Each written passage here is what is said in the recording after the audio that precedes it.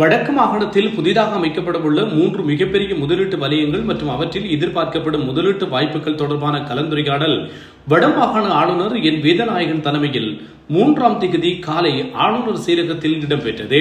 இம்முதலீட்டு வலயங்கள் தொடர்பான விரிவான சாத்தியபல ஆய்வு அறிக்கையானது இம்மாத இறுதிக்குள் இலங்கை முதலீட்டு சபைக்கு உத்தியோகபூர்வமாக கையளிக்கப்பட உள்ளது. இது தொடர்பான முன்னேற்றங்கள் மற்றும் அறிக்கையில் உள்ளடக்கப்பட வேண்டிய விடயங்கள் குறித்து இதன்போது விரிவாக ஆராயப்பட்டது. குறித்த முதலீட்டு வலயங்களில் எத்தகைய கைத்தொழில்கள் மற்றும் முதலீடுகளை ஊக்குவிக்கலாம் என்பது தொடர்பிலான பரிந்துரைகளை பெறுவதற்காக அந்தந்த மாவட்ட செயலாளர்களின் கருத்துக்கள் இதன்போது கேட்டறியப்பட்டன. அத்துடன் அடுத்த கட்டமாக உள்ளூர் முதலீட்டாளர்கள், முதலீட்டு வலயங்கள் அமையவுள்ள பிரதேசங்களைச் சேர்ந்த பொதுமக்கள் மற்றும் அரசியல் பிரதிநிதிகளுடனான சந்திப்புகளை விரைவில் நடத்துவது எனவும் இதன்போது தீர்மானிக்கப்பட்டது.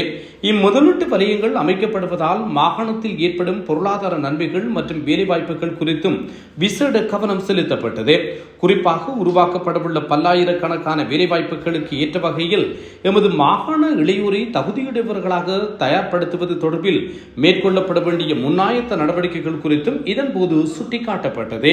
இந்த கலந்துரையாடலில் வட மாகாண ஆளுநரின் செயலாளர், யாழ்ப்பாணம் மற்றும் கிளிநொச்சி மாவட்டங்களின் மாவட்ட செயலாளர்கள், முல்லைத்தீவு மாவட்ட மேலதிக மாவட்ட செயலாளர், பிரதி பிரதம செயலாளர், திட்டமிடல் ஆகியோர் கலந்து கொண்டனர்.